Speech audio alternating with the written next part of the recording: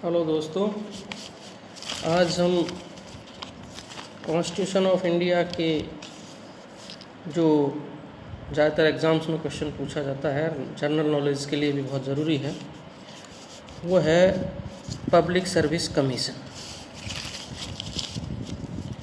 Public service commission यानी लोक सेवा आयोग, इसके बारे में चर्चा करेंगे। पब्लिक सर्विस कमीशन जो है उसकी इंडियन कॉन्स्टिट्यूशन के आर्टिकल 315 यानी 315 में, अनुच्छेद 315 में लोक सेवा आयोग के बारे में प्रोविज़न है। लोक सेवा आयोग जो है वो एक होता है संघ लोक सेवा आयोग, संघ लोक सेवा आयोग यानी यूनियन, जिसे अपन यूपीएससी कहते हैं शॉर्ट में, यूनियन पब्लिक सर्विस कमीशन। ये केंद्र सरकार की सेवाओं के लिए होता है, राज्य की सेवाओं के लिए होता है राज्य लोक सेवा आयोग यानी स्टेट पब्लिक सर्विस कमीशन, जैसे राजस्थान के लिए आरपीएससी। उसी तरीके से एक तीसरा और जो आयोग होता है वो होता है संयुक्त लोक सेवा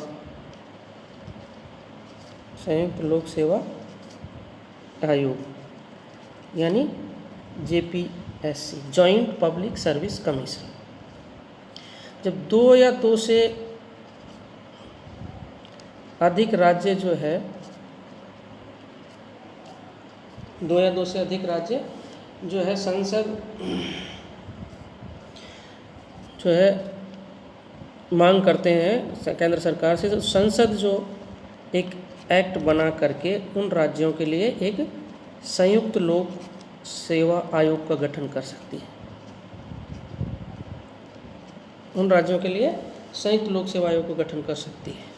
तो ये इस तरह से तीन, यूपीएससी यानी संघ लोक सेवा आयोग, स्टेट पीएससी राज्य लोक सेवा आयोग और जॉइंट पीएससी संयुक्त लोक सेवा आयोग, ये तीन आयोग होते हैं। इसके अलावा आप एक प्रोविज़न और इंडियन कॉन्स्टिट्यूशन में देखेंगे कि किसी राज्य के लिए जहाँ पर already state public service commission है, उसके लिए यूपीएससी जो है वो सेवाओं का जो चयन करने के लिए वो काम का चयन करके दे सकती है।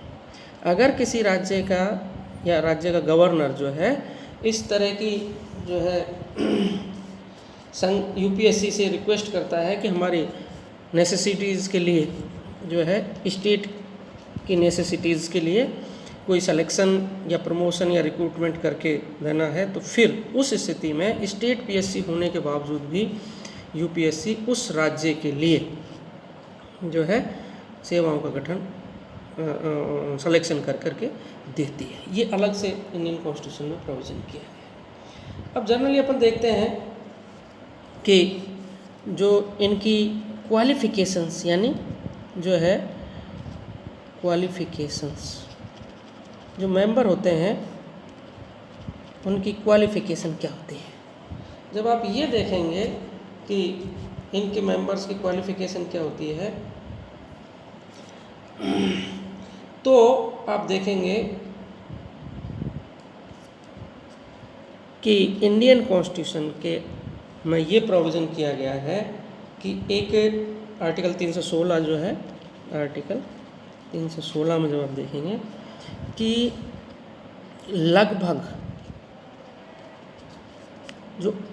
लगभग आधे सदस्य 10 वर्ष की राज्य या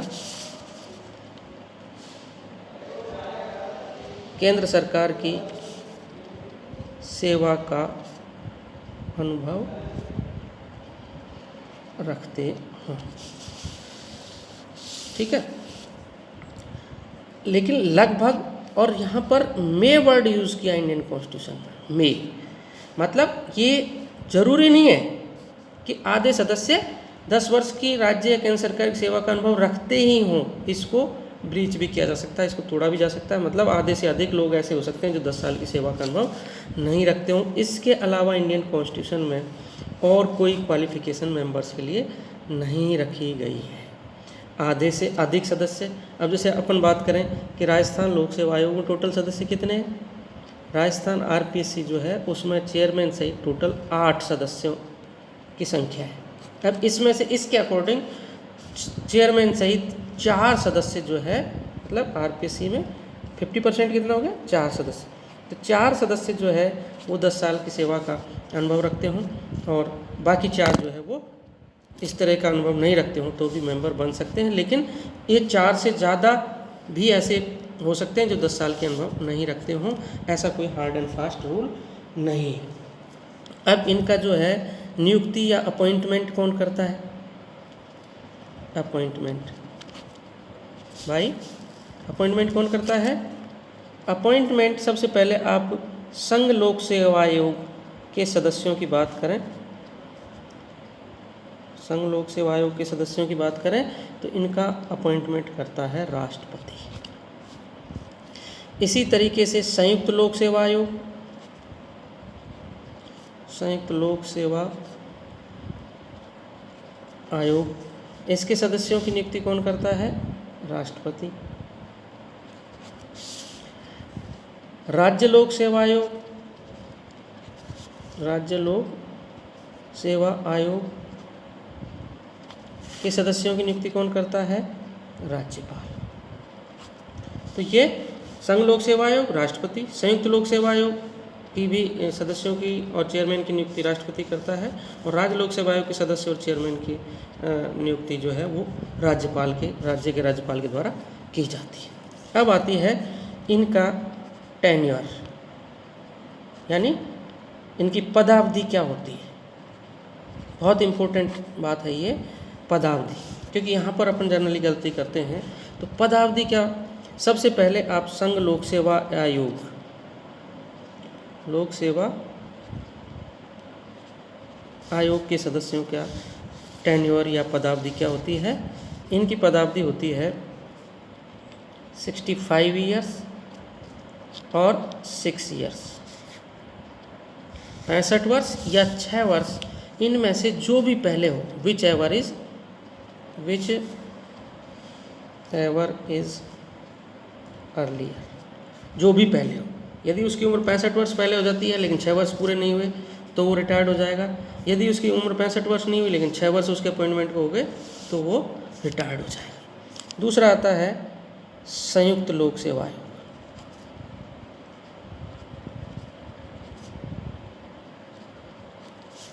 इसके मेंबर्स की जो अवधि होती है वो होती है 62 ईयर्स और 6 years, whichever as earlier. यदि उसकी उम्र 62 वर्ष हो जाती है लेकिन 6 वर्ष पूरे नहीं हुए तो रिटायर्ड हो जाएगा। लेकिन यदि उसके उम्र 62 वर्ष नहीं होती है और 6 वर्ष पहले पूरे हो जाते हैं तो रिटायर्ड हो जाएगा। इसी तरीके से तीसरा होता है राज्य लोक सेवा आयोग। इसकी भी 62 ईयर्स और 6 years, whichever as earlier.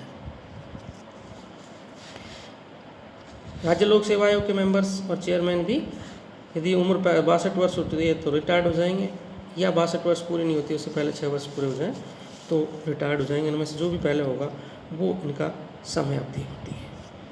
अब आता है कि इनको पद से हटा कौन सकता है, रिमूव, उससे कौन हटा सकता है? तो संघ लोक सेवा आयोग के मेंबर्स या चेयरमैन को कौन हटा सकता है? राष्ट्रपति। संयुक्त लोक सेवा आयोग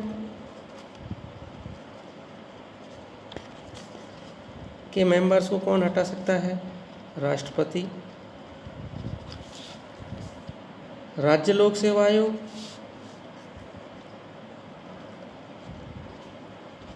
राज्य लोक सेवा आयोग के मेंबर्स को भी राष्ट्रपति, यानी हटाने की, उसको पद से रिमूव करने की जो पावर है वो तीनों ही आयोगों में राष्ट्रपति को दी गई है। तो राष्ट्रपति जो है उसको पद से रिमूव करने की पावर मिली हुई है, जबकि अपॉइंटमेंट राज्य में गवर्नर करता है लेकिन वो रिमूव नहीं कर सकता। इसी तरीके से निलंबन जो है, सस्पेंड जो होता है, निलंबन जो होता है, वहाँ पर राज्यपाल को एक पावर दी गई है कि यदि किसी सदस्य के विरुद्ध जो है वो जांच चल रही है during the inquiry period, during the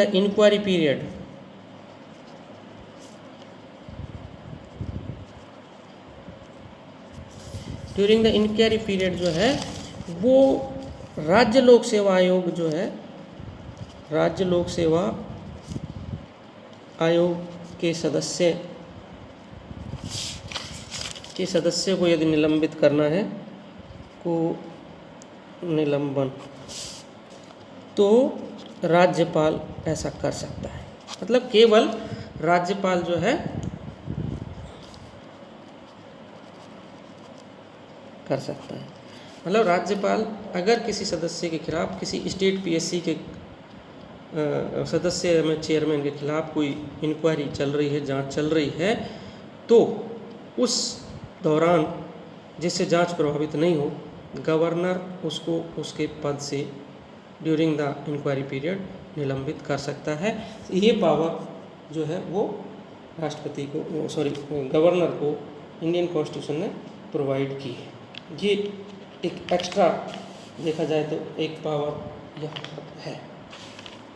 तो ये जो कुछ चीज़ें हैं जो आपको हर कॉम्पिटिटिव एग्ज़ाम में भी और एलएलबी की एग्ज़ाम में भी जो है बहुत इम्पोर्टेंट चीज़ें हैं। इनमें से जर्नली क्वेश्चन कुछ ना कुछ पूछे जाते हैं कि ये हुआ लोक सेवा आयोग के का गठन और उसके मेंबर्स जो है।